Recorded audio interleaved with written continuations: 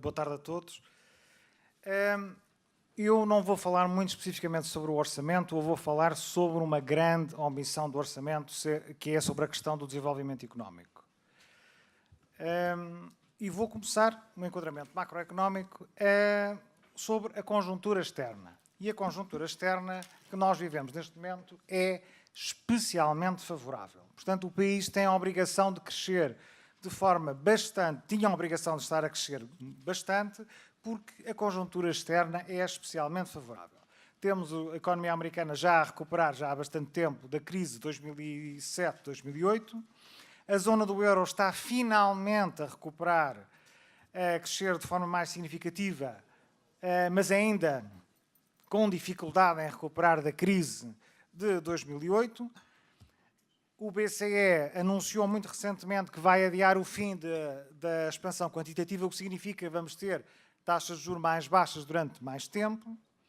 O preço do petróleo está relativamente baixo e, portanto, todas estas conjunturas favorecem o crescimento dos nossos parceiros e, portanto, da economia portuguesa. Temos agora uma perturbação recente e bastante surpreendente na Catalunha, mas eu gostava de estabelecer uma distinção que me parece muito importante e decisiva entre o Brexit e a Catalunha. No caso do Brexit, os britânicos foram votar sem ter, na verdade, inteira consciência do que estava em jogo. E no caso da Catalunha, já não é assim, porque há já sinais muito palpáveis do que é que significaria a independência da Catalunha, nomeadamente a fuga de algumas das maiores empresas da Catalunha que retiraram a sua sede da Catalunha, o que significa, poderá significar a prazo, perda de empregos e um aspecto extremamente importante, perda de receitas fiscais. Portanto, um Estado independente da Catalunha teria uma forte perda de receita, perda de emprego e perda muito significativa de receitas fiscais e, portanto, aquele estatuto que a Catalunha tem hoje, que é a região mais rica de Espanha, podia estar francamente em causa com a própria independência pela tal fuga de empresas e com o seu respectivo o seu pagamento de impostos. Este é o primeiro sinal económico de uma eventual independência da Catalunha. Evidentemente que à medida que se a probabilidade de independência aumentar, o número de empresas que vai sair, que mudaria a sua sede da Catalunha, tornar-se avassaladora e, portanto, era um sinal claríssimo que seria transmitido portanto, os catalães, ao escolher, vão ter uma visão muito clara sobre quais são as potenciais consequências da sua independência, o que não aconteceu no caso do Brexit. E há mais dois tipos de consequências económicas previsíveis, que seriam previsíveis da independência da Catalunha. Um outro tem a ver com a saída da União Europeia e a impossibilidade de entrar na União Europeia de novo, porque teria imediatamente o veto de Espanha. E, portanto, tendo o veto de Espanha, a Catalunha não poderia entrar na União Europeia. E sair da União Europeia significa imensos prejuízos, sair do espaço Schengen, os benefícios comerciais, etc., etc. E, portanto, uma fatura económica extremamente pesada. E um terceiro aspecto que eu ponho à parte, embora tenha a ver com a pertença à União Europeia, que tem a ver a saída unilateral do euro. A saída unilateral do euro, a Catalunha sair unilateralmente do euro, seria uma verdadeira catástrofe. E, portanto, um terceiro problema económico muito grave que deve constituir um travão económico à independência da Catalunha. Eu não vou entrar nos problemas políticos que envolvem esta situação. É previsível, eu acho muito difícil, com estes travões económicos, que a independência da Catalunha vá à frente. Porque isto é demasiado pesado, quer dizer, e a Catalunha, em certo sentido, gostaria de se fazer independente para não ter que contribuir, porque é uma região muito rica, não ter que contribuir para o resto de Espanha. Mas o problema é que perderia quase certeza esse estatuto de região mais rica de Espanha. Mas o que significa, apesar de tudo, apesar da independência não se materializar, esta confusão com as suas consequências económicas, as perturbações económicas, deve manter-se. E isso tem potencial para perturbar a nossa economia, porque a Espanha é o nosso maior mercado de exportação e é quase o dobro do segundo mercado que é a Alemanha. Portanto, perturbações em Espanha terão necessariamente perturbações em Portugal. Mas, enfim, o filme da Catalunha ainda está aí assim, vamos ver o que é que virá daí. Mas o que podemos dizer é que o enquadramento macroeconómico internacional é relativamente favorável ao crescimento e, portanto, Portugal deveria estar a crescer de forma significativa. Isto aqui é o coisa. Ok. Agora, vejamos. Ora bem, isto não sei se está muito nítido. Sim? Bom. Então, isto aqui assim é um gráfico que tem o crescimento do PIB acumulado entre 2000 e 2016. Não tem os 28 países da União Europeia, que é para não ser muito confuso, mas tem os principais. E nós temos no topo a Irlanda, que é um caso absolutamente excepcional, porque a Irlanda, apesar de ter sofrido, ter uma intervenção da Troika, consegue ter, nos últimos 16 anos, ultrapassar o crescimento de todos os outros países. A seguir vêm os países do alargamento, o que é natural, são países que eram mais pobres que a média europeia, portanto, os países mais pobres que a média têm, digamos, a obrigação de crescer mais do que a média para se aproximar exatamente dessa média. Temos ali, assim, dois casos que saltam um bocadinho fora do baralho, que é o caso da Suécia e do Reino Unido, que estando já acima da média europeia, que mesmo assim conseguiram crescer acima da média europeia, portanto, que é um sucesso especialmente notável.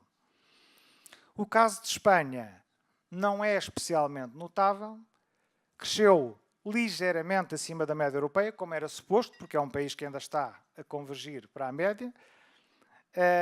Eu posso dizer que o valor médio da União Europeia é 1,3% e o de Espanha foi 1,5%.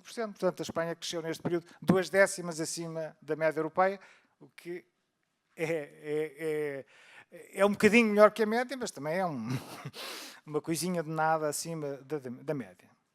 Depois temos a média da União Europeia. Depois temos ali a França e a Alemanha ligeiramente abaixo da média europeia, o que é, quer dizer, por força da média, alguns têm que estar acima, outros têm que estar abaixo. Não é?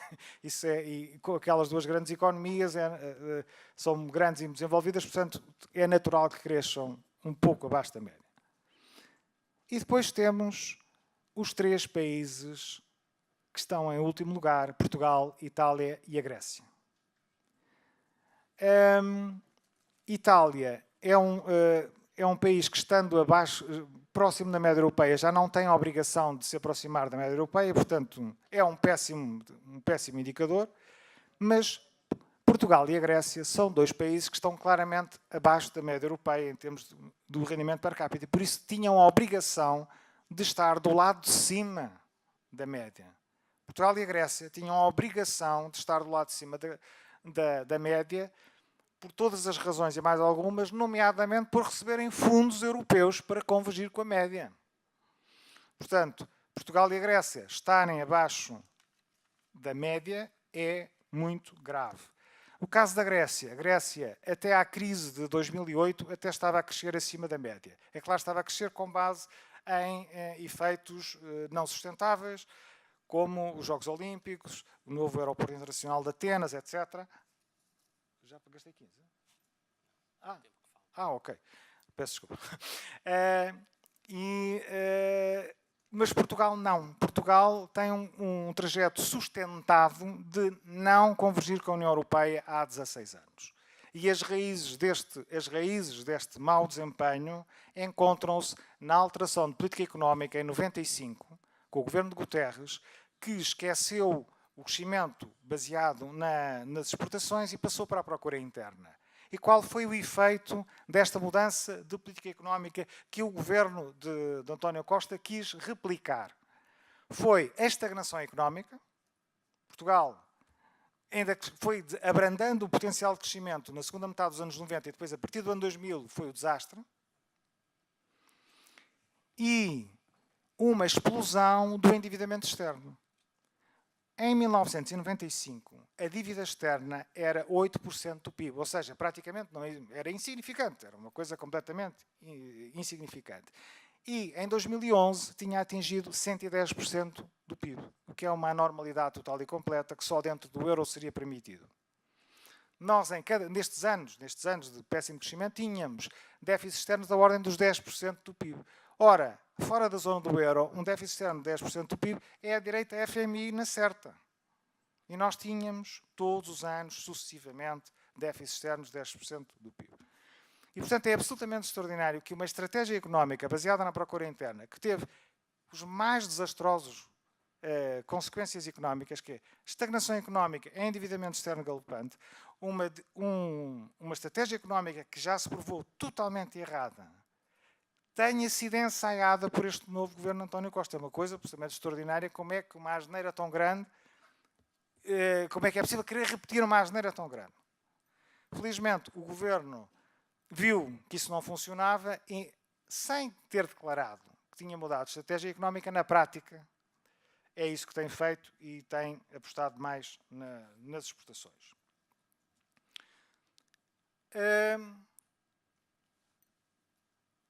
O governo fez os dados do PIB do primeiro semestre deste ano foram aparentemente muito bons. Simplesmente aquilo era um efeito aritmético, porque tinha a ver com o facto do primeiro semestre de 2016 ter sido péssimo, e ter sido péssimo em grande medida porque o governo assustou os investidores. E, portanto, o PIB, o investimento afundou no primeiro semestre de 2016 e, portanto, o primeiro semestre de 2017, comparado com um semestre péssimo, dava a ideia que era ótimo. Simplesmente, os valores para o conjunto do ano já são piores que o do primeiro semestre. Mesmo o próprio governo, tem aqui as previsões do governo, bom, enfim, quase todas algumas previsões mais atrasadas estão um bocadinho desfasadas, mas o próprio governo reconhece que este crescimento de 2017 não tem continuação em 2018, porque é um efeito aritmético. E, infelizmente, as previsões do orçamento acabam em 2018, porque se continuassem para 2019, como podemos ver aqui os casos das instituições que apresentam previsões para 2019 e para a frente, é um sucessivo redução da taxa de crescimento. Ok? Ou seja, aquele gráfico que eu mostrei ali há bocado, nós temos um problema grave de divergência com a União Europeia, é um problema que não está resolvido e não foi resolvido em 2017 e não está resolvido. Portanto, nós continuamos a ter um problema gravíssimo de falta de crescimento económico e falta de não convergirmos com a União Europeia. E isto passa-se já há 17 anos. E este problema é, de facto, gravíssimo. É impossível sobrevalorizar a gravidade deste problema. É porque a falta de crescimento económico tem implicação sobre tudo. Sobre o emprego, sobre os salários, sobre as contas públicas. Eu partilho convosco só uma pequena simulação. Vamos voltar ali atrás. Vamos imaginar que Portugal, neste período, Portugal tinha crescido tanto como a Espanha, que não é nada do outro mundo, cresceu 2 décimas acima da média da União Europeia. Se Portugal tivesse crescido tanto como a Espanha neste período, e tivéssemos neste momento a mesma dívida pública que temos, em percentagem do PIB, em vez dela ser 130%, já só era 107%. Mas se nós tivéssemos crescido tanto como a Espanha neste período, teria sido mais fácil ter déficits mais baixos. E, portanto, em vez de termos 107, seria fácil termos 100%, uma dívida de 100% do PIB. Seria fácil. Ora, uma dívida de 100% do PIB é exatamente aquilo que Espanha tem neste momento. Portanto, se nós tivéssemos crescido tanto como Espanha, tínhamos uma dívida como Espanha e tínhamos uma taxa de juros como Espanha, que é na roda de 1,5%, 1,6%, que é praticamente igual à inflação. Portanto, em termos, as taxas de juros reais que Espanha está a pagar é praticamente zero. E, portanto, era essas que nós teríamos a pagar neste momento. Portanto, se nós não tivéssemos este problema de crescimento económico, não estávamos a falar sequer no problema da dívida, era um problema que não existia. Portanto, as nossas contas públicas estariam muito mais saudáveis, não havia problema com a dívida pública. E agora eu pergunto, bom, nós temos um problema que é grave, com as implicações que eu já falei. E é um problema que é muito grave, e é um problema que já dura quase há 20 anos. Okay? Portanto, é suposto, se um problema é muito grave e já dura há imenso tempo, é suposto todos os portugueses já estarem conscientes dele, não é? Pois, infelizmente, a sensação que eu tenho é que não há consciência nacional deste problema. O problema é gravíssimo, dura há imenso tempo e os portugueses ainda não estão conscientes disto. E a falta de consciência é muito grave, porque se houvesse consciência de não, isto realmente, nós estamos numa situação péssima e, portanto, vamos ter que tomar mesmo medidas para resolver este problema. Isto é horrível e nós estamos disponíveis para fazer sacrifícios e para fazer os esforços todos que forem necessários para sairmos deste buraco. Se não há consciência, dizem, mas porquê é que nós vamos mudar? Não há nenhum problema. Porquê é que vamos agora resolver? Porquê é que vamos... Isto é uma chatice. Agora, essas reformas, isso é uma chatice. Porquê é que nós vamos fazer reformas se não há problema nenhum? Portanto, a falta de consciência nacional deste problema constitui um obstáculo político muito importante para a resolução deste problema. Portanto, eu não sei muito bem mais o que é que se pode fazer para aumentar a consciência nacional deste problema. Eu faço aqui uma pequena sugestão ao grupo parlamentar. Não faço ideia qual é o melhor figurino para fazer isto. Não sei se uma comissão de inquérito... com o tema porquê é que Portugal está a divergir da União Europeia há tantos anos? Porquê? Este problema está resolvido. Como é que se resolve?